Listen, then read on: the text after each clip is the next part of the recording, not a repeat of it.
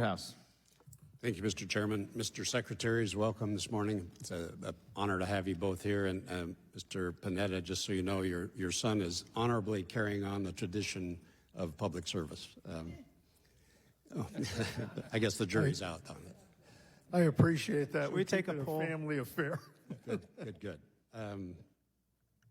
So peace through strength, that's something that we've lived with and have tried to exercise for many decades. And I think I agree with both your comments in that regard.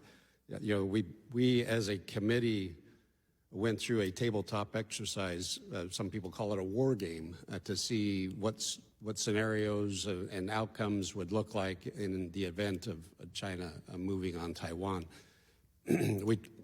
I heard someone say that it was a prevent war games because at the conclusion of that, no outcome was anything that anybody would like to see on both, I think on either side. The cost would be very high.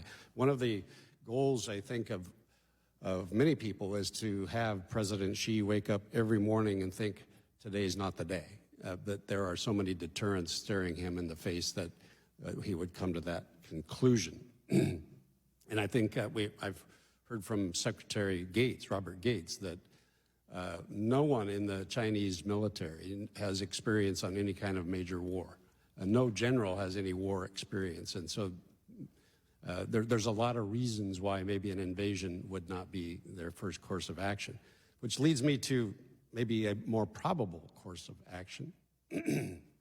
I just returned from Japan recently, and the number of incursions in Taiwanese and Japanese airspace by aircraft from China is in the hundreds every year.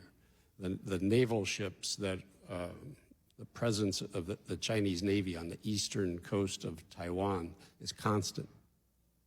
So if an invasion, all-out invasion at cost is too high and too difficult, what can we do as a country to prevent or stop or deter China from taking an easier route, perhaps, of a blockade and simply just strangling Taiwan from outside any travel or anything coming into the country?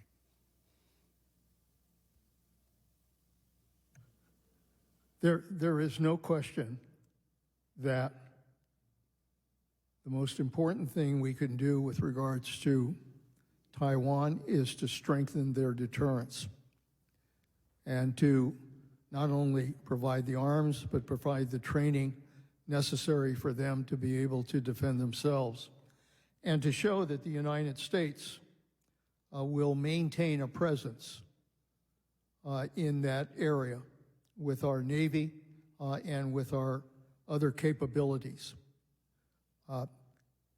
It's important to make clear to China that they aren't going to have a free ride if they decide to make trouble for Taiwan.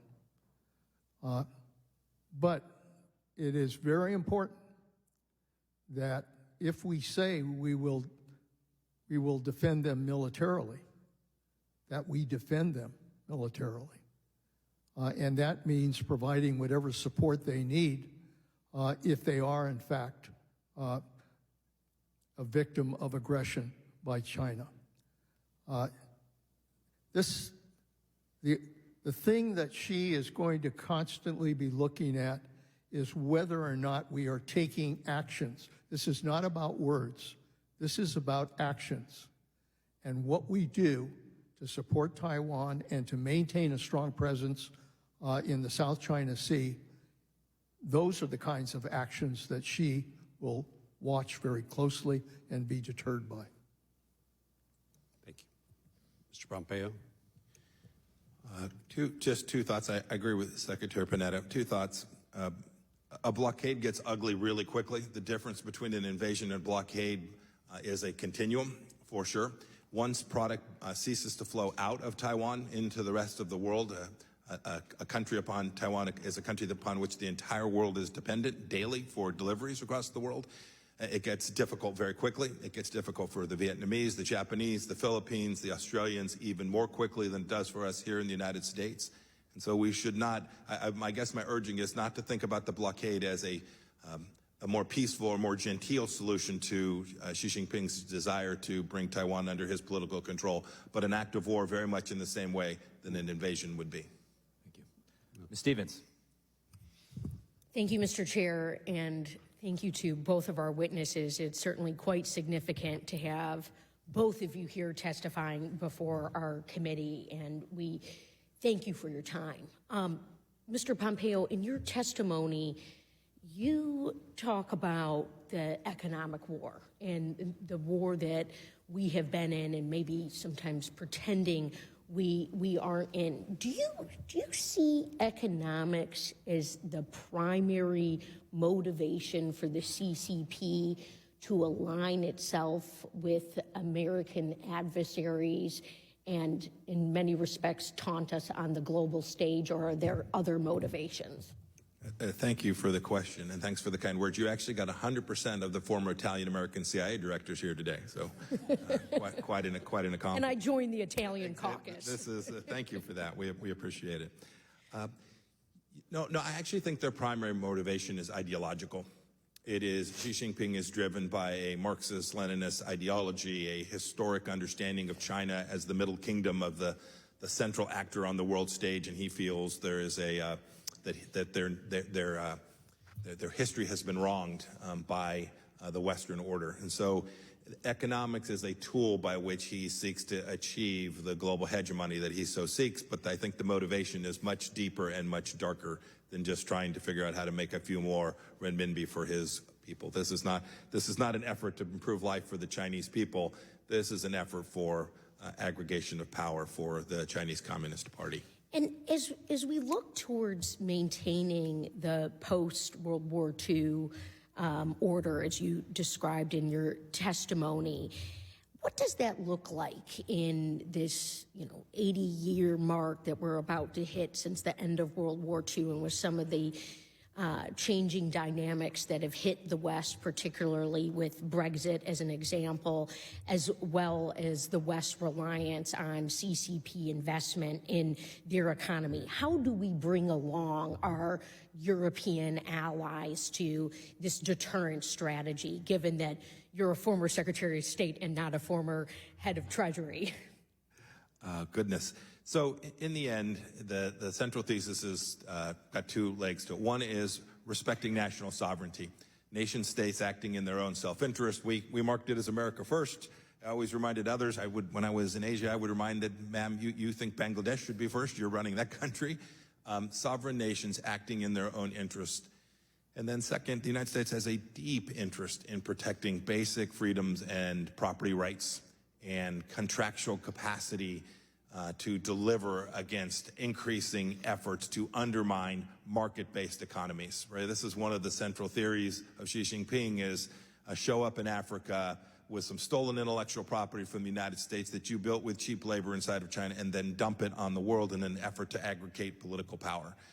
We have a model that is deeply different from that. We should not head down that route, but we have to make sure that an increasing number of nations benefit from these central ideas of basic property rights, contracts, the capacity to engage in relationships in a way that protect basic human dignity as well. And the use of American innovation as a place of strength, not to be exploited through those who do not necessarily share our goals for free and open capital markets success. And there's a lot to be said around this idea of how we maintain the post-World War II order and redefine it for the time period that we are in today, looking not only back to a great history that defined so much economic success for individuals, but also for the world. And we need to think very strategically about how we're working with our allies, particularly on supply chains and access to minerals. And Mr. Panetta, with just the slight remaining time, would love to get any thoughts you have about Iran and what the CCP's motivations are, particularly as we're facing another pressure with democracy being under attack with our friend Israel, as well as some of the impeding terrorist demands that are coming down. Okay, I think you get it, and you understand where we really have to go in order to develop the strength of the United States and our allies in economic competition with China. China engages with Belt and Road initiatives. They engage in spreading a lot of money around. They engage in building ports and doing all kinds of things that pretend to help countries. But let me tell you, it doesn't work because countries feel like they are not the ones that are really benefiting from this. And that's why the United States needs to continue to show how we should promote economic justice. Thank you. Dr. Dunn.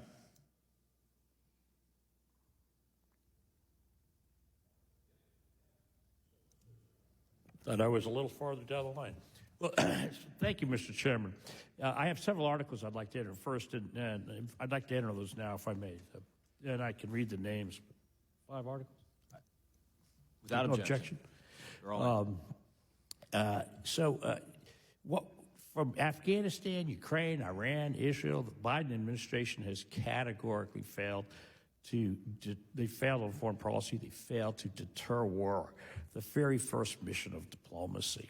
From the disastrous withdrawal in Afghanistan to the lack of guidance in Ukraine and delayed support for Israel, and now delayed responses on this drone attack on American servicemen in Jordan.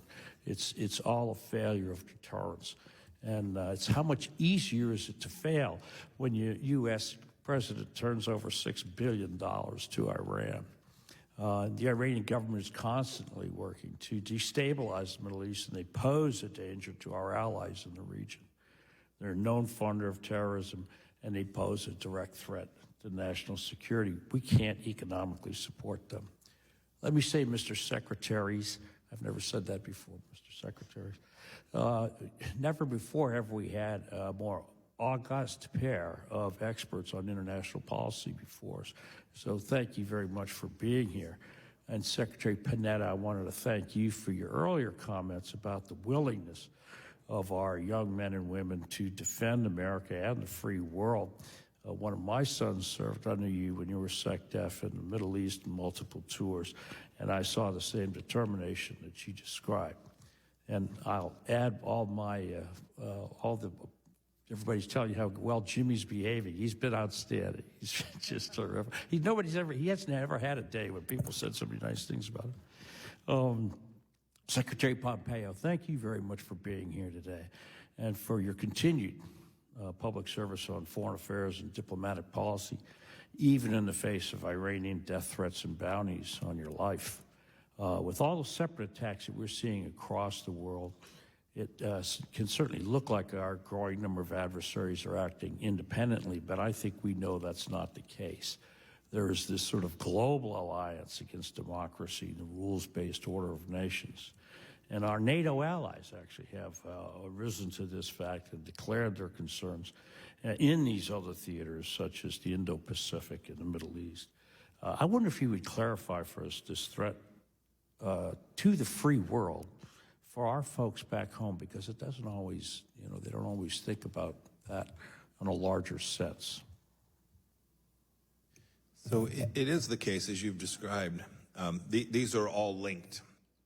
These are not independent strategies. They may be in independent theaters, separate theaters, but make no mistake about it. There are Iranian drones going to Russia to kill Ukrainian kids. There's Russian energy flowing to China. There's Chinese semiconductors flowing to the Russian defense industry. Iranian oil into both Russia and China. These actors are working to undermine the things that matter most to us here at home.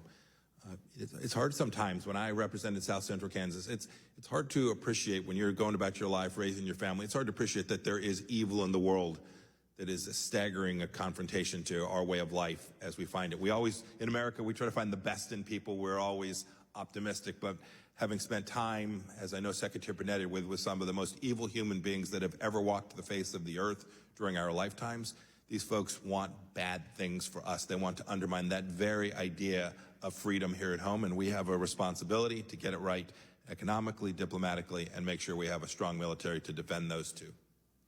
Well, I agree with you greatly. I appreciate both of you gentlemen lending your your life of service and knowledge and insights to this committee.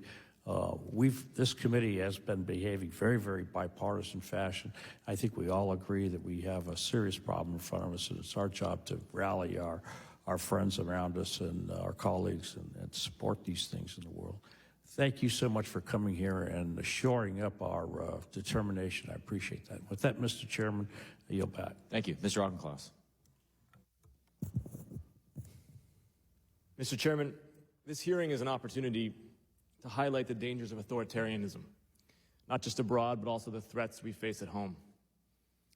In your testimony, Mr. Pompeo, you cite a lack of decency and respect for vital institutions in our own culture as a troubling sign for our nation's future, that a nation and society intent on despising and destroying itself will not prevail.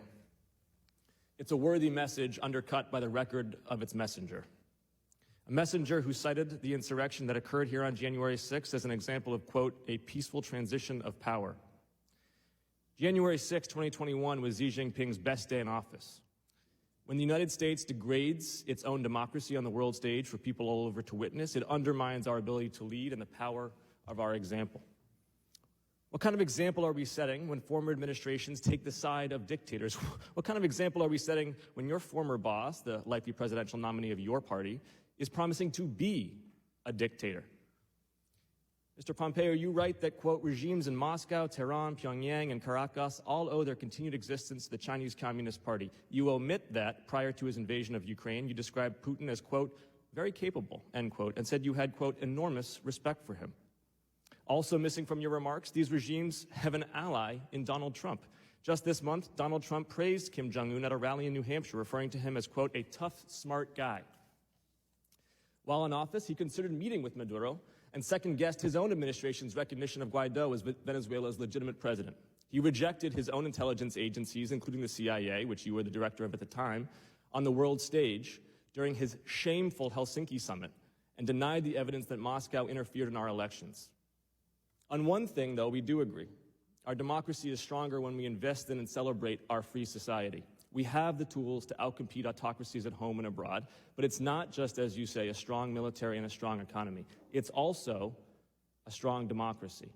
Secretary Panetta, you make this clear in your remarks. Quote, the greatest threat to national security is if we fail to govern our democracy. I agree with you.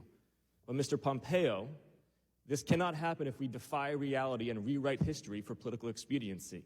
So now, on behalf of your call for respect for vital institutions, will you here attest, now under oath, that Joe Biden was duly elected in a free and fair election? Well, so much for bipartisanship of this committee. Well done, sir. You have destroyed that. Will you attest under oath that Joe Biden was duly elected in a free and fair election, out of respect for the vital institutions of our democracy, as you write? Yes, sir. I've spent my entire life, my time in service as a lieutenant and a captain in the United States Army, as a member of Congress. Will you CIA director. attest that Joe Biden won a free and fair election as the duly elected president of the United States? Of course, President Biden is the duly elected president of the United States. But if you'll allow me to respond to your diatribe for a moment, sir, if you would permit that, that'd be most decent and bipartisan, institution respecting, if you would do that. In a free and fair election? May I just respond to the tirade that you engaged in? Will you answer the yes or no question? If you want to protect institutions, you would call witnesses and permit them to respond when you make assertions that are fundamentally unfounded and indecent, sir. With the witness unwilling to respond to the question, we're going to assert that his answer was no. Mr. Panetta, if a Republican were to win in November, would you recognize that individual as the duly elected president of the United States? Of course. Is the right answer, Mr. Pompeo. I yield back.